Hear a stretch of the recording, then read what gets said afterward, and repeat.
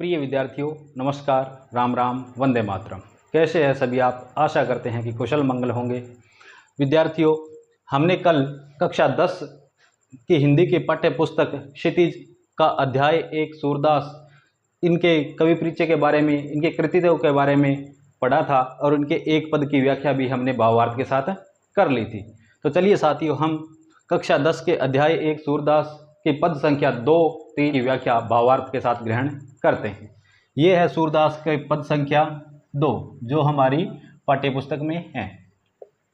जैसा कि प्रिय विद्यार्थियों, मैंने आपको बताया था कि जब भी मैं ये आपको अध्ययन करवाऊं इस चीज़ का, तो आप किताब पास में रखें ताकि व्याख्या को याद करने के लिए हमें किसी प्रकार की समस्या का सामना ना करना पड़े, अर्थात रटना ना पड़े। यहीं पर ये व्याख्या समझ में आ जाए। तो चलिए करते हैं स्टार्ट। गोपियां कहती है कि मन की मन ही मांझ रही, मन की मन ही मांझ रही। अर्थात ये पद हम जैसे स्टार्ट करेंगे, इससे पहले हमें एक प्रसंग लिखना पड़ेगा, जैसे हमने पिछले पद में लिखा था। प्रसंग लिखने के लिए 2-3 चीजें आवश्यक है। मैंने आपको एक तो किताब का नाम, किसका नाम लिखेंगे? किताब का नाम लिखेंगे। और दूसरा किसका नाम लिखेंगे? कवि का नाम, कवि का नाम और रचना का नाम। क्या नाम? रचना का नाम। ये कहाँ से लिया गया? फिर इस पद में है क्या, उसकी 1-2 पंक्तियां हम लिखेंगे। तो जैसे इसका प्रसंग लिखेंगे, प्रस्तुत पद्य अवतरण हमारी पाठ्य पुस्तक क्षितिज भाग 2 में संकलित कवि, या ऐसे कह सकते हैं भक्त कवि सूरदास जी द्वारा रचित सूरसागर के भ्रमर गीत प्रसंग से लिया गया है। ये प्रस्तुत पद्य अवतरण में उद्धव और गोपियों के मध्य श्री कृष्ण के प्रेम को लेकर उल्लाहनों का वर्णन किया गया है। और गोपियां कह रही हैं कि हम अपने प्रेम को व्यक्त नहीं कर पाई और अपने मन की बात है श्री कृष्ण से कह नहीं पाई। तो अब हम इसका भावार्थ ग्रहण करते हैं। गोपियां कहती है कि मन की मन ही मांझ रही। मन यानी कि अपना दिल, दिल की बात, दिल की बात कहाँ रह गई? मन की मन ही यानी कि दिल की बात दिल में, मांझ यानी कि अंदर, मांझ यानी कि अंदर या में, रही, रही यानी कि रह गई। मन की बात मन के अंदर ही रह गई, अर्थात जो हमारे दिल की बात थी, हमारे दिल की भावनाएं थी, वो हमारे दिल के अंदर ही रह गई। हमारे मन की बात हमारे मन के अंदर ही रह गई। भावार्थ, श्री कृष्ण की उपेक्षा से व्यथित गोपियां उनके मित्र उद्धव को उलाहना देते हुए कह रही हैं, उलाहना देते हुए कह रही है। अर्थात उलाहना क्यों दे रही है? क्योंकि श्री कृष्ण गोपियों को छोड़ करके मथुरा चले गए। तो उपेक्षा करके यानी कि उनके प्रेम को स्वीकार ना करके वो कहाँ चले गए? मथुरा चले गए। अब गोपियां क्या कर रही है? उनके मित्र है जो दूत बनकर आए हैं, उनको उलाहना देती हुई क्या कह रही हैं कि हे उद्धव, हमारे सारे प्रेम मनोरथ मन में ही रह गए। प्रेम मनोरथ अर्थात हमारे मन की जो बातें थी, हम श्री कृष्ण से करना चाहती थी, वो सारी की सारी कहाँ रह गई? हमारे मन के भीतर ही रह गई। क्यों? श्री कृष्ण जी कहाँ चले गए? मथुरा चले गए। न हमें श्री कृष्ण से प्रेम करने का आनंद मिला और न ही श्री कृष्ण से प्रेम करने का आनंद मिला। क्यों? क्योंकि श्री कृष्ण वृंदावन में पले बड़े हुए। तो गोपियां कह रही है कि जैसे ही कृष्ण बड़े हुए, हम अपने प्रेम की अनुभूति उनके साथ करना चाहते थे, हम अपने मन की बात उन्हें बताना चाहते थे, वो कहाँ चले गए? मथुरा चले गए। तो हम पूरी तरह उनके साथ प्रेम का आनंद भी नहीं ले पाई और ना ही हम अपनी विरह की व्यथा को व्यक्त कर पाई। विरह की व्यथा, विरह की व्यथा यानी कि श्री कृष्ण से दूर रहने की जो व्यथा थी। विरह की व्यथा मतलब प्रेम में किसी प्रेमी से दूर रहना, तो उसके मन को क्या है? जला देता है, दग्ध कर देता है, तपा देता है। तो उसकी जो व्यथा है, उसके हृदय में जो अग्नि जल रही है, वो क्या है कि श्री कृष्ण के सामने व्यक्त नहीं कर पाई। अब आगे देखते हैं। कहिए जाई कौन पे उधो, कहिए जाई यानी कि बताते जाइए। क्या करते जाइए? बताते जाइए या बताइए, बताते जाइए या बताइए। कौन पे उधो, कौन पे मतलब किस से, किस से, कौन पे यानी कि किस से, उद्धव यानी कि उद्धव। उद्धव का क्या अर्थ है? उद्धव। कहिए जाई कौन पे उद्धव ना ही परत कही, कि हे उद्धव, अब आप ही बताइए, अब आप ही क्या कीजिए? आप ही बताइए कि हम अपने वियोग की पीड़ा है, अपने वियोग की पीड़ा है किसे जाकर सुनाएं? आप ही बताते जाइए कि किसे जाकर अपने मन के अंदर जो वियोग की पीड़ा है, श्री कृष्ण से दूर रहने की जो व्यथा है, वो हम किससे जाकर कहें। हे उद्धव, हम अपने मन की बातें किससे और कैसे जाकर कहें। हे उद्धव, हमने प्रेम किससे किया? श्री कृष्ण से किया, तो हम अपने मन की बात किसके सामने व्यक्त करेंगे? श्री कृष्ण के सामने व्यक्त करेंगे। तो हे उद्धव, अब आप ही बताइए कि हम अपने मन की जो बातें हैं किसके सामने व्यक्त करें? किसी अन्य के सामने हम व्यक्त कर नहीं सकती। और आप योग साधना का संदेश लेकर आ गए कि कृष्ण जी यहाँ पर आएंगे नहीं, तो कृष्ण जी यहाँ पर नहीं आएंगे तो क्या है कि हमारी व्यथा दिन प्रतिदिन और बढ़ती जाएगी। गोपियां कहती है कि जिस व्यक्ति को हम अपने मन की बात बताना चाहते थे, अपने मन के भाव प्रकट करना चाहते थे, वो तो कहाँ जाकर बैठ गया है? वो तो मथुरा जाकर बैठ गया है। हे उद्धव, अब आप ही बताइए कि किसी और व्यक्ति के सामने श्री कृष्ण के प्रति जो हमारी भावनाएं थी वो हम कैसे प्रकट करें। चलिए विद्यार्थियों, आगे चलते हैं। अवधि आधार आस आवन की, तन मन विधा सही, अब इन जोग संदेश नि सुनी सुनी, विरहनी विरह दही। ये दही वो खाने वाला दही नहीं है, आगे चलेंगे बताऊंगा क्या है। अवधि, अवधि होता है निर्धारित समय। अवधि का अर्थ होता है निर्धारित समय। लिख लीजिए आप साथ में, अवधि का अर्थ होता है निर्धारित समय। निर्धारित समय। आधार, आधार होता है आधार या आसरा। आधार या आसरा। आस, आस यानी कि आशा। आस का क्या अर्थ है? आशा। आवन की, आवन की मतलब आने की। क्या आशा थी कि निर्धारित समय पर क्या है, श्री कृष्ण जी वापस आ जाएंगे। इसलिए क्या किया हमने? तन मन, तन और मन से विधा। विधा का अर्थ होता है पीड़ा। क्या अर्थ होता है? पीड़ा, या यूं के व्यथा। व्यथा अर्थात पीड़ा। सही यानी कि सहन की। अब देखो गोपियां क्या कह रही है? गोपियां कह रही है कि हे उद्धव, अब तक हमें विश्वास था। क्या विश्वास था? कि श्री कृष्ण अपनी अवधि पर लौट आएंगे, अपनी अवधि पर लौट आएंगे। अवधि आधार आस आवन की, उनके आने की आशा थी, अवधि यानी कि निर्धारित समय पर। हे उद्धव, अब तक तो हमें क्या विश्वास था? अब तक तो हमें विश्वास था कि श्री कृष्ण अपनी अवधि पर लौट आएंगे, यानी कि एक निर्धारित समय के बाद वो वापस वृंदावन में आ जाएंगे। परंतु इसी आशा के बल पर, किस आशा के बल पर? कि वो आएंगे, हमारे प्रेम को स्वीकार करेंगे। इसी आशा के बल पर हमने अपने तन और मन को व्यतीत करने वाले वियोग के दिन काटे हैं। किस आशा के बल पर काटे हैं? कि वो एक दिन आएंगे और हमारे प्यार को एक्सेप्ट करेंगे, अर्थात ग्रहण करेंगे। परंतु क्या है? अब इन जोग संदेश नि सुन सुनी।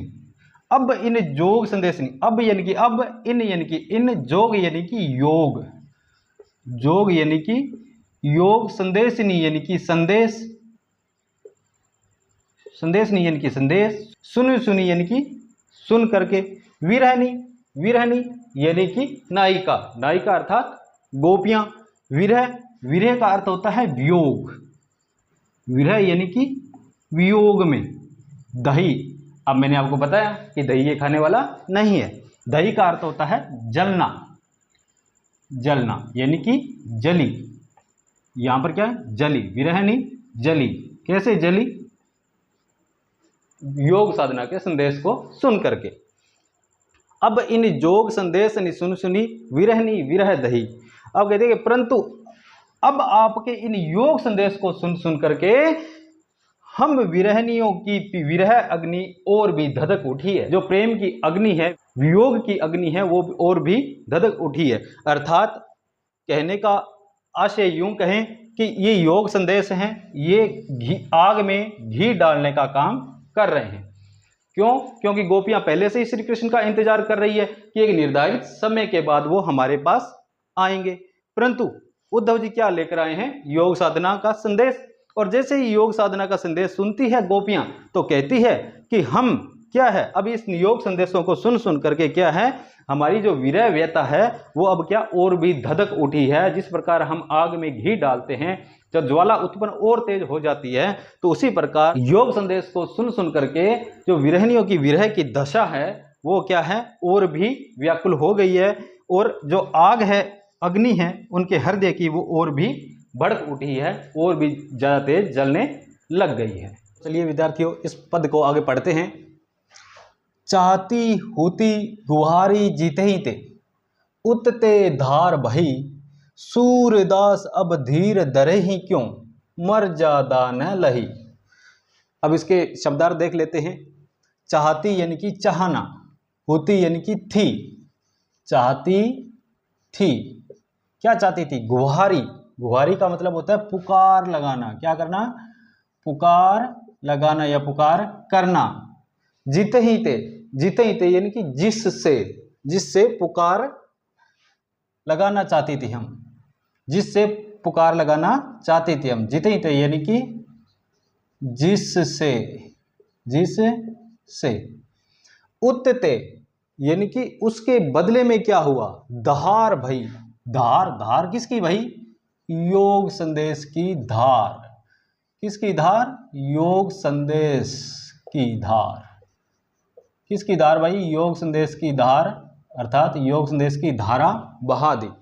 अब देखो गोपियां उद्धव से कह रही है कि हे उद्धव, जिससे हम अपनी रक्षा करने के लिए पुकार लगाना चाहती थी, जिसे पुकारना चाहती थी, चाहती होती गुहारी जीती थे, हम चाहती थी, चाहती होती यानी कि चाहती थी, गुहारी यानी कि पुकार लगाना, जीती थे यानी कि जिससे, कि हे उद्धव, जिससे हम अपनी रक्षा करने के लिए पुकारना चाहती थी, जिसे हम पुकार लगाना चाहती थी, उतते धार बही, यानी कि उसने क्या किया, उसने तो ये योग की प्रबल धारा हमारी ओर बहा दी, जिससे हम अपनी रक्षा की पुकार करना चाहती थी। हमें आशा एक दिन वो आएंगे, हमारे प्रेम को स्वीकार करेंगे, हमारी रक्षा करेंगे, परंतु उस व्यक्ति ने क्या किया, उस व्यक्ति ने तो हमारे लिए क्या, योग साधना की प्रबल धारा है वो उद्धव के माध्यम से हमारी ओर बहा दी, अर्थात श्री कृष्ण के संदेश को लेकर हमारे ओर आगे, और संदेश कैसा, योग साधना का संदेश।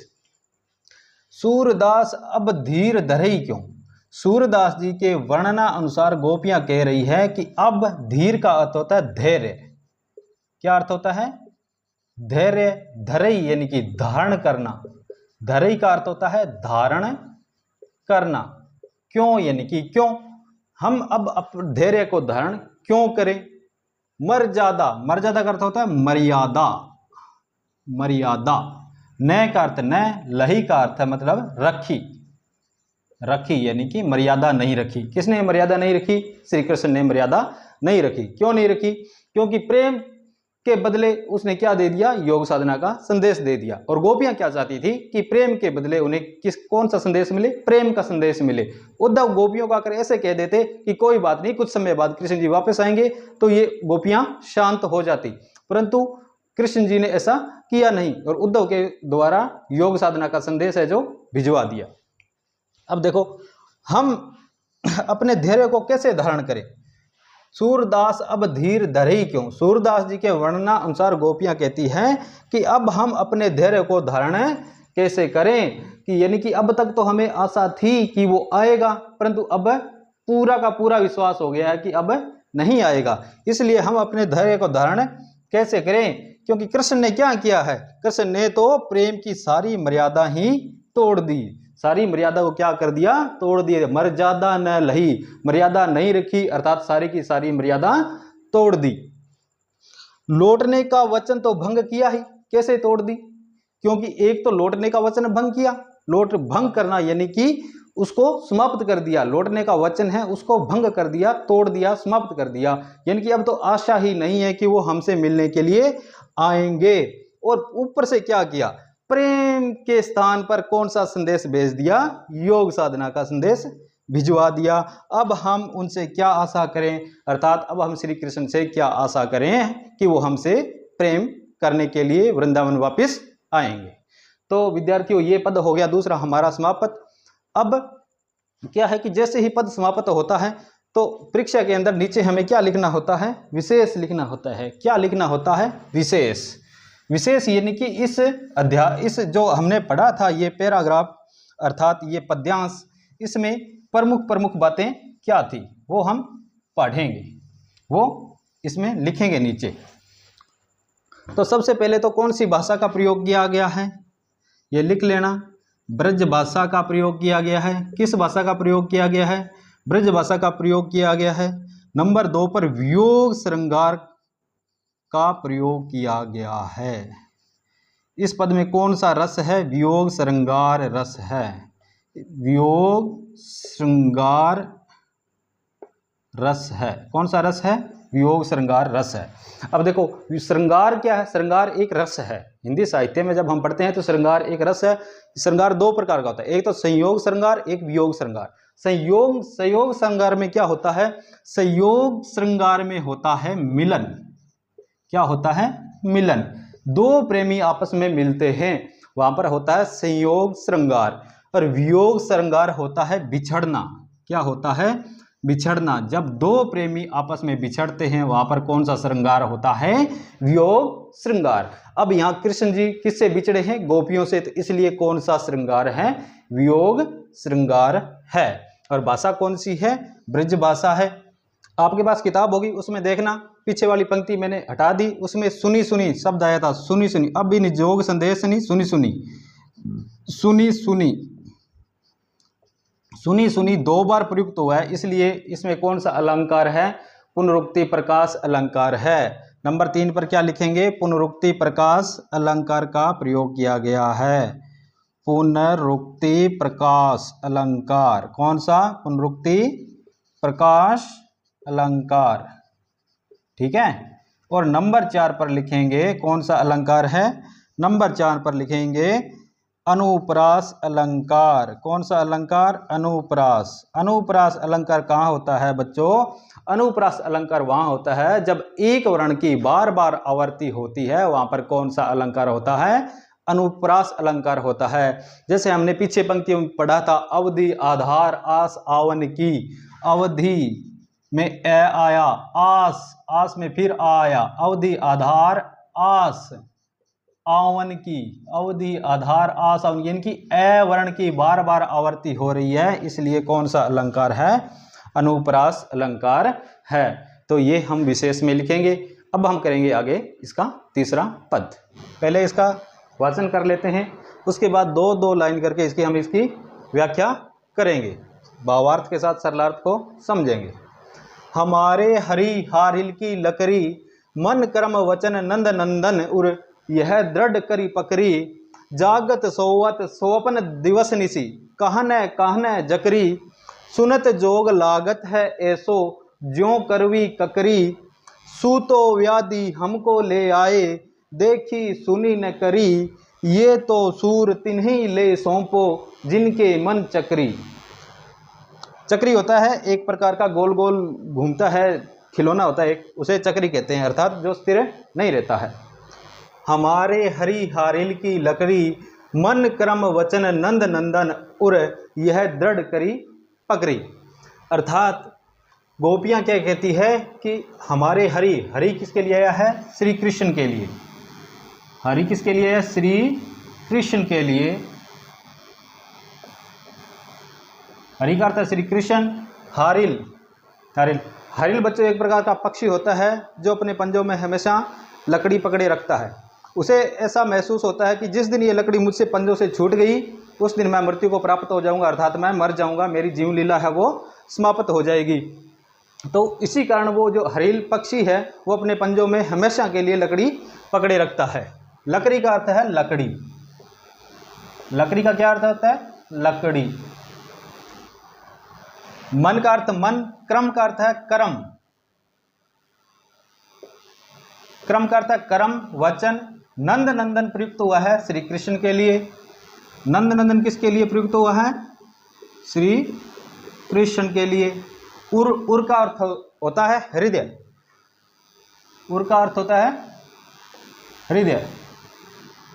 यह मतलब यह दृढ़ करी, दृढ़, दृढ़ यानी कि मजबूती से कसकर, दृढ़ करी यानी कि मजबूती से कसकर, पकड़ी यानी कि पकड़ रखा है। पकड़ी का क्या अर्थ है? पकड़ रखा है। क्या कर रखा है? पकड़ रखा है। अब देखो गोपियां क्या कह रही हैं कि ये उद्धव, श्री कृष्ण हमारे लिए किसके समान है? हरिल पक्षी के समान है। जिस प्रकार हरिल पक्षी पंजों में हमेशा लकड़ी पकड़े रखता है, हम भी श्री कृष्ण को क्या करते हैं, इसी तरह पकड़ के रख रखा है। मन वचन कर्म नंदन और यह दृढ़ कर पकड़ी, यानी कि हम अपने मन से, वचन से, क्रम से किसको पकड़ के रखा है? नंद नंदन को। नंद नंदन किसके लिए प्रयुक्त हुआ है? श्री कृष्ण के लिए। और कैसे पकड़ रखा है? दृढ़ता पूर्वक पकड़ रखा है, अर्थात कस कर पकड़ रखा है, पल भर के लिए उसे अलग होने के लिए नहीं छोड़ते। चलिए इसका थोड़ा भावार्थ देख लेते हैं। गोपियां क्या कहती है? गोपियां कहती है कि हे उद्धव, आप अपने ज्ञान उपदेशों के द्वारा हमारे मन को श्री कृष्ण से विमुख करने की व्यर्थ चेष्टा मत कीजिए। अर्थात हे उद्धव, जो आप ज्ञान का उपदेश लेके आए हैं, योग साधना का संदेश लेकर आए हैं, इसे हमें मत सुनाइए, इसे आप वापस ले जाइए। क्यों श्री कृष्ण को त्यागने की व्यर्थ चेष्टा कर रहे हैं? क्योंकि श्री कृष्ण तो क्या है? हमारे लिए हरिल पक्षी की लकड़ी के समान हैं। किसके समान हैं? हरिल पक्षी की लकड़ी के समान हैं। क्योंकि जब उसे लगेगा कि मैं लकड़ी को त्याग दूंगा तो मेरी मृत्यु हो जाएगी, तो इसीलिए गोपियां कहती हैं कि हम भी श्री कृष्ण को हरिल पक्षी की जो लकड़ी है उसके समान पकड़ रखा है। जिस दिन हम श्री कृष्ण को छोड़ देंगे उस दिन हम भी मृत्यु को प्राप्त हो जाएंगे।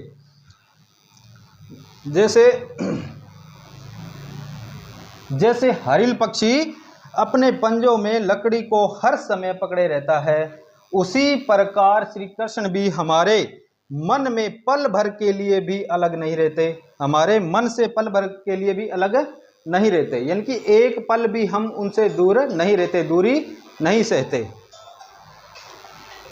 अब देखो, मन क्रम वचन नंद नंदन, हमने अपने मन से, कर्म से, वचन से नंद नंदन यानी कि श्री कृष्ण को दृढ़ करके क्या कर रखा है? पकड़ रखा है, मजबूती से पकड़ रखा है, अपने हृदय में इनको धारण कर रखा है।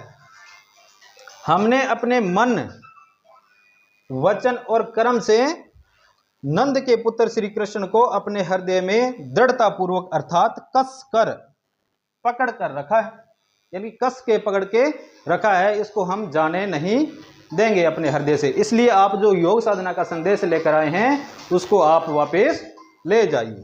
चलिए आगे वाली पंक्तियां देखते हैं। जागत सोवत स्वप्न दिवस निसी, कान है जकरी, सुनत जोग लागत है ऐसो, ज्यों करवी ककरी। अब इसके शब्दार्थ देख लेते हैं। जागत यानी कि जागते वक्त, जागत यानी कि जागते वक्त, सोवत सोते वक्त, सोते वक्त, स्वप्न यानी कि सपने में भी, कहाँ? सपने में भी, दिवस निसी यानी कि दिन और रात में। दिवस का अर्थ होता है दिन और निसी का अर्थ होता है रात। दिन और रात में भी काहने जकरी, जक का अर्थ होता है रट लगाना, रटना या रट लगाना। जकरी यानी कि रट लगा रहे हैं।